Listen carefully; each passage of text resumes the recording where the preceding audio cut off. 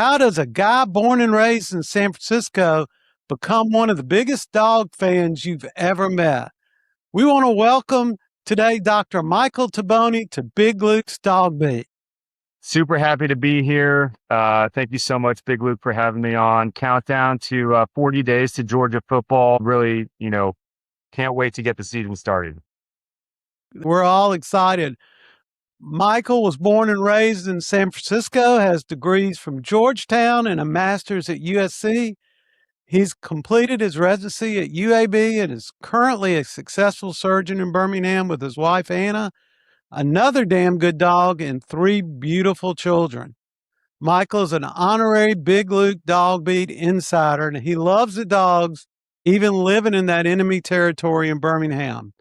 Michael has checked off some of the greatest sporting events in America, including the recent World Cup game in Santa Clara. So, Luke, Michael, tell us a little bit about you. Yeah, I appreciate it. As you said, born and raised in San Francisco. I met my wife, Anna, when we were doing residency here at UAB. As you well know, our family motto is our team wears scrubs. Getting to know Anna, I consider myself, as Modelo says, the team transfer. I'm married into the game, but I act like I'm married to the game. So I've really had an awesome time being a big dog fan, and want to thank my beautiful wife, Anna, for bringing me into the fold. You very much bring the fire, passion, and energy that Kirby talks about as a fan. I love being on the texts with you. And for this week, we do have some breaking news, Michael. Sometimes Yes, we sir. don't like to bring this breaking news, but we have to this week. Top transfers we've gotten in the portal. Everybody knows about Amarius Williams, our big defensive end we got from Auburn. He's gone with ACL. Jamari Riddle, the safety we got out of East Carolina, of course, was arrested earlier, but the charges have been dropped in Brunswick. So I believe he's with the team. I can't confirm that. He was going to be a big part of the safety room. And now, unfortunately, running back Dante DeDowell is out. And I'm going to tell you what Kirby said, just so there's no false word out there.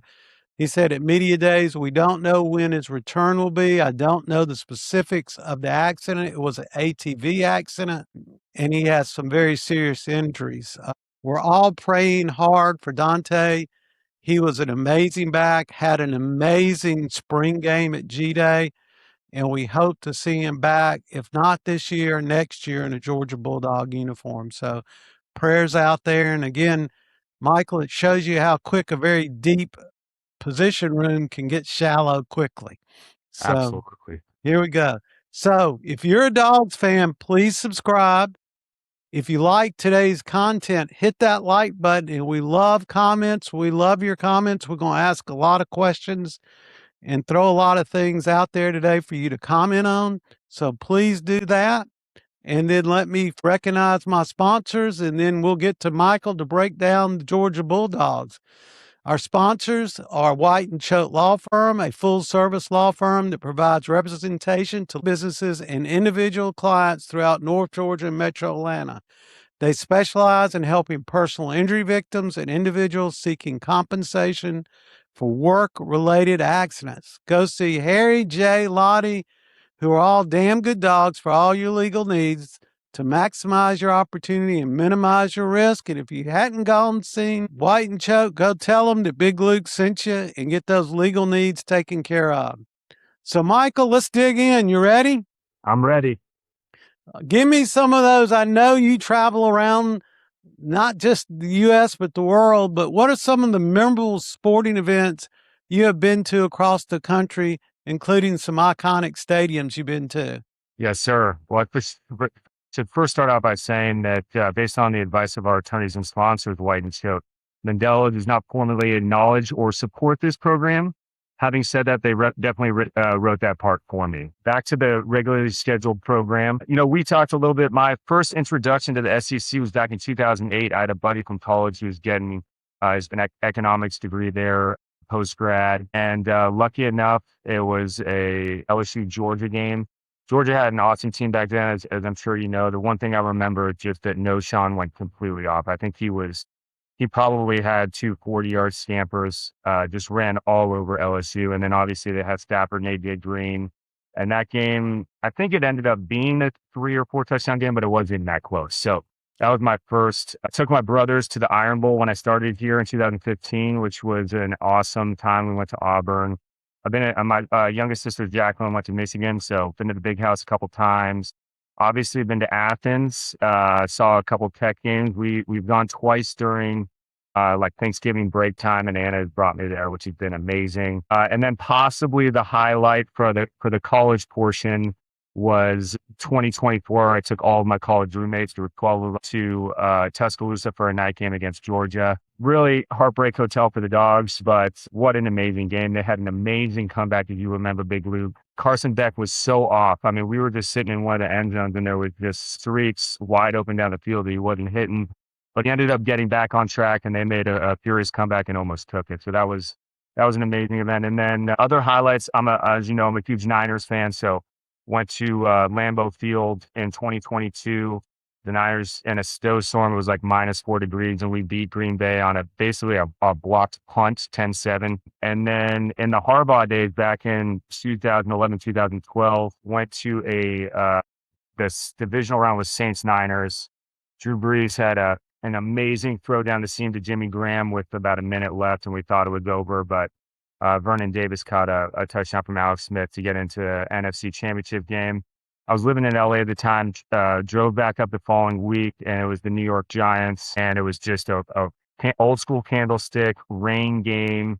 And unfortunately, Kyle Williams, who was our punt returner, fumbled twice during that game, and we dropped it to the Giants, and then the Giants went on to beat the Patriots in the Super Bowl. But win or lose, those are all amazing memories that I hold dear to my heart. And this year, I haven't mentioned this to you, but my dad and brothers and I are going to Azteca in Mexico City to watch the Niners play the Vikings. So that'll be something I'm looking forward to. Oh, what a great game. And I know that you're a huge Niners fan. A lot of things to fix in Niners camp this year, but they will get it right. They'll Yes, get it put back together. I hope so. They'll get it put back. I shouldn't say that as a person from Atlanta. Yeah. We got 20 more things to Yeah, fix. yeah, exactly.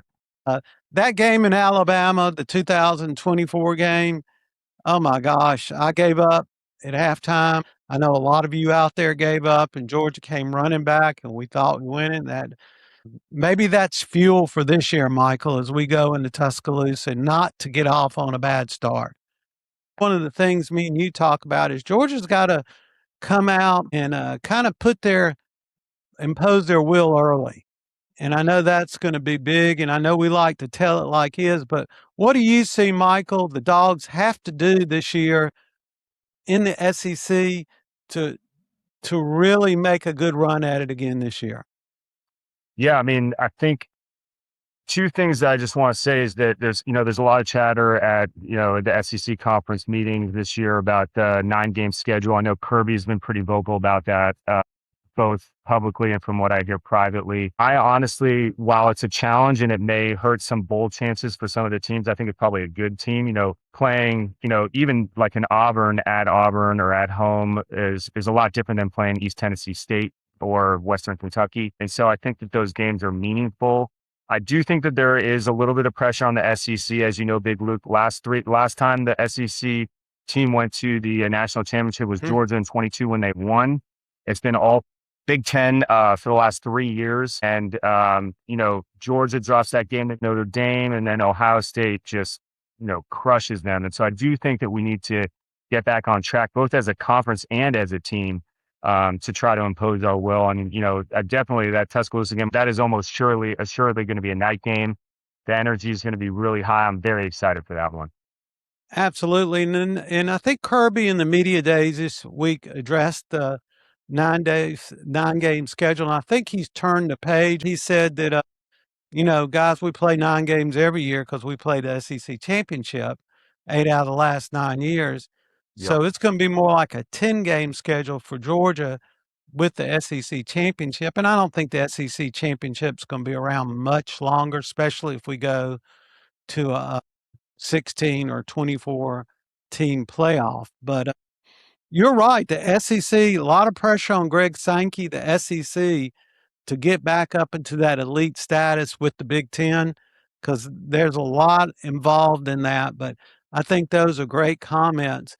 And where do you see, Michael, where do you see the Dogs needing to improve the most this year to get back to that elite status?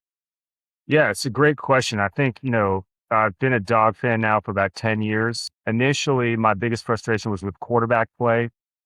Jake Fromm, he could always make the throws. I just never felt like he had that it factor. I think we honestly win the 2017 Natty if we just stick with Sony Michel and Nick Chubb and have them pound the rock. We went away from that in the second half, which I'm sure most of the dog fans here remember. And then Stetson came in and he was the exact opposite. He might not have had all the tools that we see on paper, but I always had supreme confidence that he was going to make the play when it mattered. And so, that was then. I think Gunner has a little bit of that. He can make plays with his legs. He can make plays with his arms. And, the more recently after Stetson, my frustrations have been with the O-line and the secondary. As there's great analysis by a true up-and-comer in the pod game, Chase Rufo, which I believe was about 2 episodes ago with you, and he discussed the uncertainty at right guard, Zyke Helton. I have a big question mark at that right guard spot, and I hope Zyke Helton is ready to go and to step into that role. As an aside, he is young, but he definitely has a bright future as an analyst. I hope you can have him back during the season. But yeah, the O-line, we lose Monroe Freeling to the Carolina Panthers, and, in comes Ernest Green, great size, about 1,900 snaps. As Rufo said, Drew Bobo, incredibly solid, possibly the best center in the country. You probably remember this player, but he reminds me a lot of Alex Mack, who's an old Cal Bear, who went in the first round. There is some question marks on the right side of the line, but the Dogs are super highly rated. They have incredible size. I mean, it's an NFL caliber line from a size standpoint. They are gigantic, and they should free up a lot of room for Nate Fraser and Chauncey Bowens to have some punishing runs. That's great analysis. And one thing about the offensive line that kind of gives me a little comfort there, Michael, is we've got 9 to 10 players that can rotate into the offensive line just because of the snaps that we had to take last year. Zyke Helton is a true freshman. Ja Jackson, who's just a monster at tackle, can come in and play. I want to say he's 6'9", close to 6'9", pushing over 6'10", 300 pounds. guy.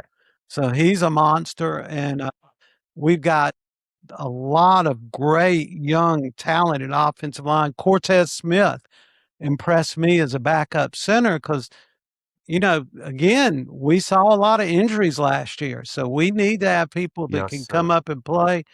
And again, I don't see any duo as sophomores being better than Dontre Glover and Juan Gaston. We are rated number 1 offensive line in the SEC.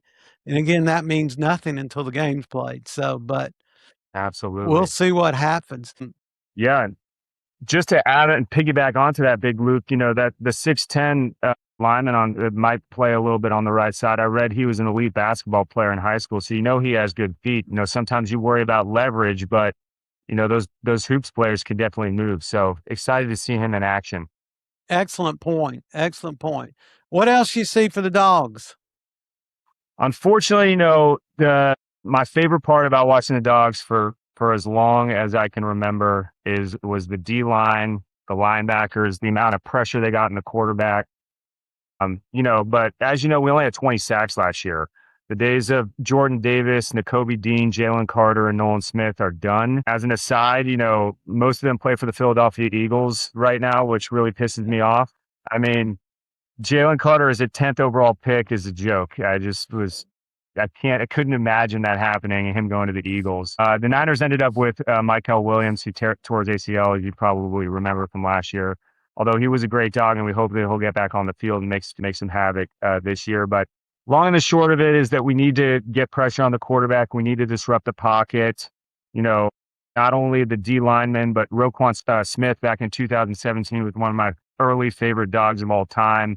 He's had a storied NFL career, but we need some of those guys those type guys to get back into it, get some pressure, and hopefully, that will pay some dividends. If we can get a D line that matches the O line, I think we're going to be very successful. Probably looking at, national championship contention. If we are, substandard again, I think it's really going to be tough to get back there. Yeah, and I think that's another excellent point. And again, to let our listeners out there know, a couple of names you want to look for early on the edge is Chris Cole. Chris Cole has got freaky, quick moves. He's got a lot of twitch. He's got to get the quarterback on the ground. When he gets those Yes. free rushes at the quarterback, off the edge, out of that outside linebacker. And Georgia did bring in Larry Knight, a new outside linebacker coach, to help shore up exactly what you're talking about. We also got Gabe Harris coming back, who I think Gabe Harris was one of the biggest losses, along with Drew Bobo, the reason we didn't Yep. get past Ole Miss. And Hmm. a guy that a lot of people aren't talking about, I think, is another first round NFL pick is Quintavious Johnson. I think he's got a lot of moves. I did hear, Michael, that they're gonna, if we don't get the push, if we're not getting the rush, don't be surprised to see our inside linebackers who are elite. Raylan Wilson, Zayden Walker, those guys even come on the edge to get some rush and to get some pressure on the quarterbacks. I think you're right. The concerns I've been mainly expressing were on the wide receiver room and safeties. Wide receivers, I think they've got a lot of good crop there with Isaiah Kenyon coming in to be the X. I think he's got to get off to a good start. I'm a big fan of Taylor, even though he dropped the ball against Alabama. I think we're all over that, but he is a 5-star and he needs to show he's a 5-star. And London Humphrey, I did not realize he is one of the fastest on the Georgia roster, especially when they do the GPS, the quick start fast. So look for Hmm. him to be one of those quick screen people on the outside that Mike Bobo loves so much. Safeties was the other area that concerns me. The kid from North Oconee they're bringing in, I think could give us a lot of big help from Clemson. He was a 3-year starter at Clemson. And then, of course, we've got the one of the number one safeties in the nation with KJ Bolden. Him and Keel Barnes should hopefully, and remember this name, Kyron Jones. He was doing very well until he got hurt at the end of last season. Kyron Jones could be a big difference maker. And my favorite hammer is Rayshon Dinkins, to play the star. So hopefully we can get some relief back there. If you're dog fans out there, this is a great time to post what do you think Georgia needs to do in the comment section, and we'll get back to you again. So, Michael, let's get some predictions on the dog record and which games you're looking that you're really locked into this year. Yeah. I mean, I think most of the dogs feel this way, but November 7th is circled on my calendar. A revenge game at Ole Miss. It's going to be a really tough game. You know, Trinidad got reinstated, as you all know. The Grove is going to be rocking, and it will be a major gut check for the dogs, and it'll be a good barometer for where we're at. You know, obviously, October 10th through November 7th is going to be a great stretch. It's going to be a great watch stretch, but it's also going to be a challenge because, you know, Auburn and Florida are probably both beatable, but they're both rivalry games. And we all know what happens with rivalry games. You know, somehow, even last year or the year before, we go into the swamp and they are terrible and it ends up being a close game. And so those are going to be tough. Obviously, we already talked about October 10th in Tuscaloosa, night game likely. That's going to be a really tough game. I really do think that that's the core of the schedule. If we can get through those games, I think there's a pretty good chance we can go unbeaten. I do think that, you know, it's going to be really tough to get through those, but I think especially if that secondary can hold up and that D-line can get pressure, I think it's doable. Well, that stretch, Michael, really points out to us all how important depth is. And it's hard to get the depth in the position rooms like we used to have in 21, 22. Now that the transfer portal here is your 2s and 3s, if they're good, they're going to probably transfer somewhere where they can play. But Kirby's done a Yep. great job keeping a lot of those 2s and 3s around. Hopefully they see that they can go into the NFL and get the big bag in the NFL. So he's trying to keep them around. But the Oklahoma game, to me, Oklahoma coming into Athens. I'm hoping that's a night game in Athens. Wouldn't surprise me if you were there, if it's a night game. But Yeah. Oklahoma coming in with McTeer, that defense, that'll be a good test for Georgia. Georgia's favored. If we can win that game, we can get a lot of momentum. We do get a decent tune-up game with Arkansas the week before on the road.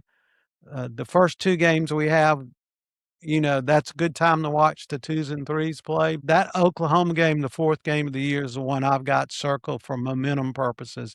Then, as Kirby say, we're on to Vanderbilt after that. So, Yeah, it is. Yep. so again, that's a big game, and I think Oklahoma goes to do they go to the Big House before they play Georgia? So that'll be a good way to play Michigan. So we can get some good film on them in that game. Absolutely. And that's a great point. You talk about Trinidad, you talk about Matsir. Those are both mobile quarterbacks. All the more reason that the D line and the linebackers need to show up. We don't have to deal with Pavia back when we go to Vanderbilt, but they're still going to be a good team. They're very well coached. So I think that's a great point for momentum. If we get a good kickoff there, we have a really good game at home, hopefully a night game. Got to ask the boss if I can go, aka my wife. And then we will hopefully we make a trip out there. And then that really leads into like the Vanderbilt and then the 4-game stretch I talked about. We can get momentum going to those games, defense playing strong, O-line holding up with good quarterback play and good running game. I think we'll be sick. I think you're exactly right, and I don't think it's any secret Georgia wants to run the ball. They want to be physical. If you have a different view on which games are important, I know you Roll Tide people think everything centers around Tuscaloosa, and maybe it does. So please put your comments in, and we'd love to see them. And Michael, I hope you will come back and be a regular contributor to Big Luke during the season. And you were Anytime. absolutely fabulous. I would love to be back. I love some post-game analysis, Luke. Okay, we'll do some instant reaction. Okay. I love If it. you're a dog fan, please subscribe. It's free on YouTube or Spotify. If you like today's content, hit that like button, and we love all comments. And as always, Michael, go Go Dogs. Dogs.